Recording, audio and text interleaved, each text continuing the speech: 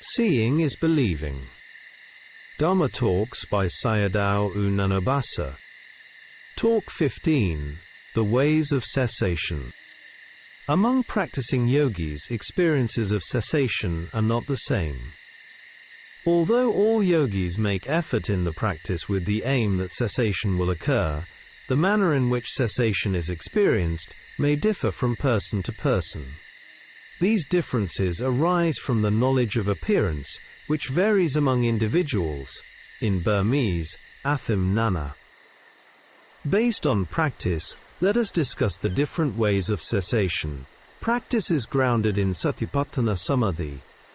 Whether one bases practice on form, Rupanupasana, feeling, Vedananupasana, or other foundations, these contemplations concern phenomena such as contact, feeling and knowing. They are all rooted in the nature of the four satipatthanas. If the practice is correct at the beginning, the middle and the end will also become correct. When one contemplates a single aggregate khandha, the other aggregates are implicitly included. To establish a clear target, a yogi must contemplate the object that is most distinct to him. If form rupa is clear, he contemplates form. If feeling is clear, he contemplates feeling, and so forth. Whatever object is taken, in a human being all five aggregates arise together and vanish together. After seeing that an object arises and vanishes, knowing that this is a single moment of mind, the yogi continues contemplation and observes that the object is no longer present. Previously, the object was seen. After it vanishes, it is no longer there. This is the characteristic of impermanence, anicca. All three characteristics are encompassed within impermanence. Therefore, for a practicing yogi, cessation will eventually be reached. For this reason, it is important to understand the different characteristics that lead toward cessation. All phenomena arising from the body are moving toward dissolution. Nothing among them fails to perish. If a yogi sees phenomena as stable, that vision is incorrect. Taking them as permanent constitutes eternalism, sasataditthi. From this wrong view, feeling conditions craving, vedana pachaya tanha, and one then acts according to the demands of craving. Here, two possibilities must be understood. Ordinarily, phenomena are misconceived either as existing or as non-existing afterward. Mistaking non-existence as absolute non-being is known as annihilation view, nati bhava panati. Correct discernment, however, sees the transition from existence to non-existence as included within the characteristic of impermanence, anicca. If the yogi discerns this correctly and continues contemplation based on the sense bases, insight deepens. Initially, phenomena appear unstable in the mind. Subsequently, remaining with them becomes unbearable. By discerning one characteristic clearly, the others naturally follow. At the moment of cessation, the process ceases together with one characteristic. In the yogi's experience, this appears as arising suffering and vanishing suffering. This direct seeing is the characteristic of suffering, dukkha lakkhana. From repeated suffering to cessation. After that stage, one no longer wants these instances of suffering, dukkha, to arise. Yet, they still arise. One does not want them to persist, yet they persist. One does not want the body to experience pain and aching, yet pain and aching occur. This does not happen according to desire. It happens according to causes and effects. In this way, the characteristic of non-self, anatta lakkhana, appears in the yogi's mind. Then the process repeats. Phenomena arise again and again and cease again and again. The characteristic of unattractiveness, asubha lakkhana, appears to the yogi, together with the perception of momentary death, karnika marana. Seeing this, Mogok Sayadaw advised, do not deliberately contemplate impermanence, suffering, non-self, or unattractiveness as concepts. If one truly discerns rise and fall, the practice will naturally reach completion. Now let us speak about cessation and the four characteristics. With sustained contemplation of arising and vanishing, knowledge matures. The yogi clearly discovers instability. At times the process becomes faster and faster, at other times it slows down more and more. In this way the process unfolds, until suddenly it happens very quickly and then stops instantly. Only when impermanence anicca ceases clearly within knowledge is cessation properly realized.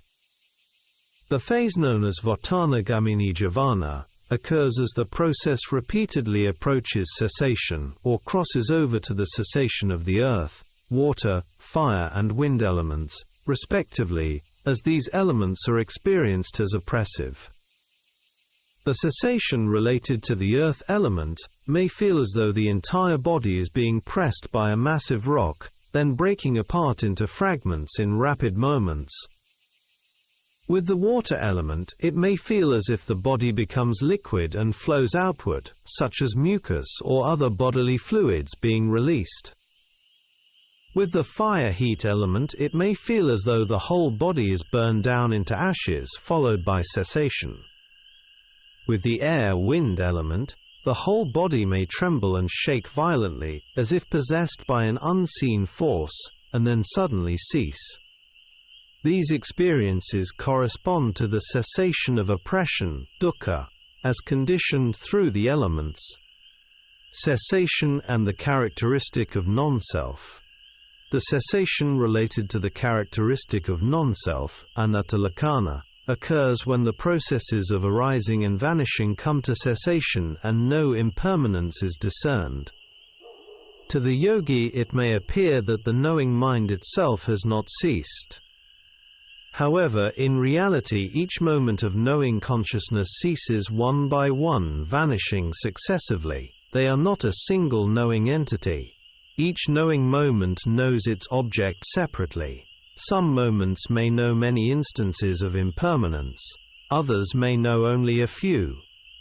Therefore the yogi must know the impermanence of the object, and the impermanence of the knowing consciousness itself continuously. If the yogi understands cessation in this way, it is called cessation in terms of non-self, anatta lakkhana nirodha. Here the cessation of non-self may not yet be completely clear to some practitioners. Illustrative case, anatta cessation in practice. Note, in what follows, I present an example of a yogi's experience related to the cessation of non-self, extracted from a Dhamma talk by Venerable Adhikaramsi Sayadaw, U Sun Luin. He mentioned an Italian practitioner named Eduardo, who practiced anapana, mindfulness of breathing, for 2 hours of sitting meditation every day over a period of about 2 years. Later, he traveled to Burma in search of a teacher. Under the teacher's guidance, he practiced diligently and discerned impermanence, which he described as seeing emptiness, sunnata. The teacher recognized his spiritual development and instructed him to continue contemplating in greater detail, for example during walking meditation, so that insight could mature further.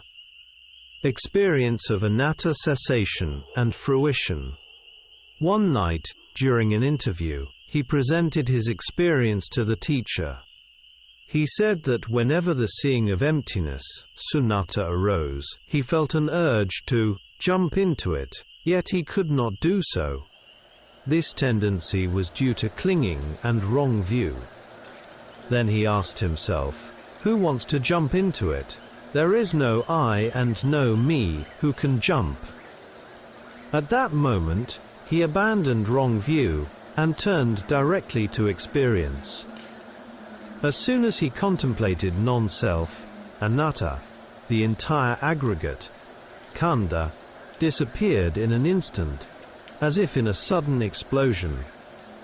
Immediately path consciousness, magga-citta, arose, followed by fruition consciousness, phala-citta, occurring twice. In some cases, for those with keen faculties, 3 moments of fruition consciousness may follow. Then the teacher asked him, "Are they the same?"